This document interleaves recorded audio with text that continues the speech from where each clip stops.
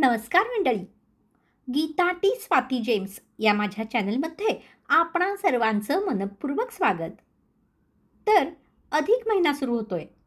हा अधिक महिना खगोलशास्त्रीय दृष्टिकोनातून आणि पुराण कथांमधून जनमानसात वेगवेगळ्या नावांनी ओळखला जातो.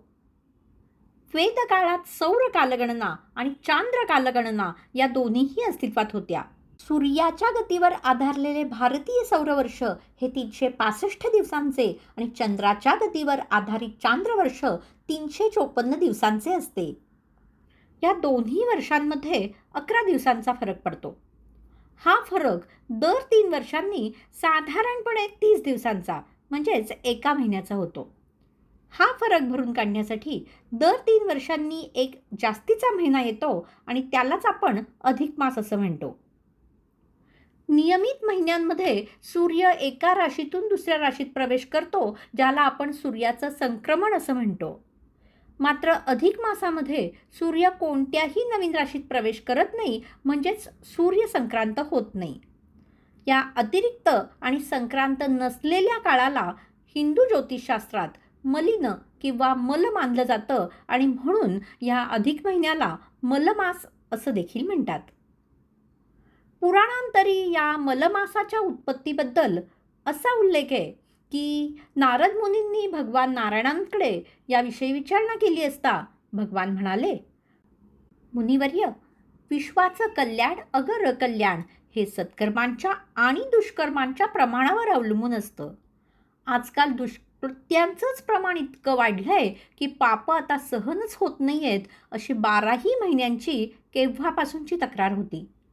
या पापांचं जड ओझं 12 महिन्यांच्या पोटात मावेनासं झालं आणि त्यांनी आपापल्या पोटातल्या पापाचा फक्त 3राच हिस्सा बाहेर काढून टाकून आपला पापभार कमी केला. 12 महिन्यांनी काढून टाकलेल्या या पापभारापासून 13वा महिना म्हणजेच अधिक मास उत्पन्न झाला आणि तो पापमय असल्यानं त्याला मलमास असं नाव पडलं. लोकपरंपरेत अधिक मासाला धोंड्याचा महिना असं म्हणतात. आता हे नाव कसं कुठून आलं बुवा? तर अनाहूतपणं किंवा अतिरिक्त असलेल्या गोष्टीला पूर्वी धोंड्या किंवा दगड्या असं म्हणायची पद्धत होती. त्यावरून हे नाव पडलं असावं किंवा नियमितपणे चालू असणाऱ्या कालगणनेत मध्येच अडथळ्यासारखा उत्पन्न होणाऱ्या या महिन्याला धोंड्याचा महिना असं म्हटलं गेलं असावं. अधिक मासाला पुरुषोत्तम मास असं देखील म्हणतात. आता हे नाव का पडलं याच्या 2 कथा सांगितल्या जातात. प्रत्येक महिन्याला एका देवतेचा अधिकार असतो, परंतु या अतिरिक्त ॲडिशनल महिन्याला कोणीही आपला स्वामी बनवायला तयार नव्हतं. तेव्हा मग सर्व ऋषीमुनींनी भगवान श्री विष्णूंची प्रार्थना केली. विष्णूंनी या महिन्याला स्वतःचे पुरुषोत्तम हे नाव दिले. त्यामुळं या महिन्याला पुरुषोत्तम मास असंही म्हणतात.